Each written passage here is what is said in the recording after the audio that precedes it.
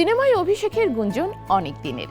সবাই যখন তানজিম সাইয়ারা তটিনীর বড় পর্দায় আসার অপেক্ষায়, তখনই দিলেন ভিন্ন বার্তা। একের পর এক সিনেমার প্রস্তাব পেয়েও কেন ফিরিয়ে দিচ্ছেন তিনি? কি সেই কারণ? একই সঙ্গে 5 বছর পর নতুন ধারাবাহিকে ফিরছেন তটিনী। তার এই সিদ্ধান্তের নেপথ্যে কি আছে, সেটাই এখন ভক্তদের আলোচনার কেন্দ্র।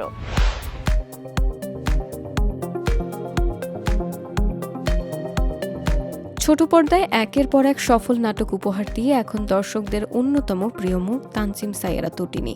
তাই অনেকেই ধরে নিয়েছিলেন খুব শিগগিরই হয়তো বড় পর্দায় দেখা যাবে তাকে, কিন্তু সেই প্রত্যাশায় আপাতত বিরতি টানলেন এই অভিনেত্রী।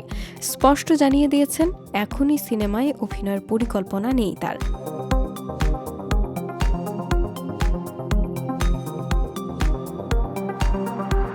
তটিনীর মতে, একজন অভিনয় শিল্পী হিসেবে এখনও শেখার অনেক কিছু বাকি। শুধু সিনেমায় প্রস্তাব পেলেই বড় পর্দায় কাজ করতে চান না তিনি, বরং নিজের অভিজ্ঞতা আরও সমৃদ্ধ করতে, অভিনয় পরিপক্কতা আনতে এবং উপযুক্ত গল্প ও চরিত্রের জন্য অপেক্ষা করতেই স্বাচ্ছন্দ্য বোধ করেন তিনি।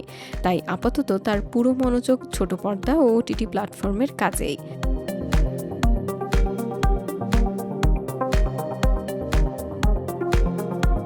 এদিকে প্রায় 5 বছর পরও আবারও ধারাবাহিক নাটকে ফিরেছেন তটিনী। নির্মাতা মোহাম্মদ মুস্তফা কামাল রাজের নতুন ধারাবাহিক ফিরে আসার গল্পতে তাকে দেখা যাবে নূরজাহান চরিত্রে। সম্প্রতি প্রকাশিত তার প্রথম লুক দর্শকদের মধ্যে বেশ আগ্রহ তৈরি করেছে। নির্মাতা রাজ জানিয়েছেন, নতুন ধারাবাহিকটি পারিবারিক সম্পর্ক, আবেগ এবং বাস্তব জীবনের নানা গল্পকে ঘিরেই তৈরি হয়েছে। আগামী মাসেই নাটকটির শুটিং শুরু হওয়ার কথা রয়েছে। এতে তটিনীর সঙ্গে অভিনয় করেছেন খায়রুল বাশার, শহীদুজ্জামান সেলিম, সুমাইয়া শিমু, ফাইজুল ইয়ামিন, মুনিরা মিঠু সহ আরও অনেক পরিচিত শিল্পী। বিশেষ আকর্ষণ হিসেবে থাকছেন দীর্ঘদিন পর অভিনয়ে ফেরা সুমাইয়া শিমু।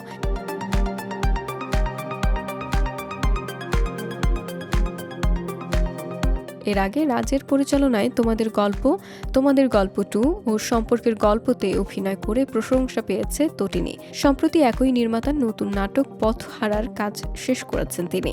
শুধু ধারাবাহিক নয়, একক নাটকেও দারুণ ব্যস্ত সময় পার করছেন এই অভিনেত্রী। জাকারিয়া শৌখিন পরিচালিত কাজল চোখের মেয়ে নাটকে ফারহান আহমেদ জোভানের সঙ্গে তার অভিনয় দর্শকদের মুগ্ধ করেছে। মুক্তির মাত্র 8 দিনেই নাটকটি ইউটিউবে 13 মিলিয়নেরও বেশি ভিউ পেয়েছে। এরই মধ্যে সিএমবির ইউটিউব চ্যানেলে মুক্তি পেয়েছে তার নতুন নাটক অমর প্রেম, যেখানে তার সহশিল্পী পার্থ শেখ। সব মিলিয়ে ছোট পর্দায় তটিনীর সাফল্যের গ্রাফ এখন ঊর্ধ্বমুখী। তাই দর্শক যতই তাকে সিনেমায় দেখতে আগ্রহী হোক না কেন, তটিনী মনে করছেন সঠিক সময়ের আগে কোনো সিদ্ধান্ত নেওয়া ঠিক হবে না। এখন তার লক্ষ্য একটাই, নিজেকে আরও দক্ষ করে তোলা, যাতে ভবিষ্যতে বড় পর্দায় অভিষেক হলে সেটি হয় সত্যিকারের স্মরণীয়।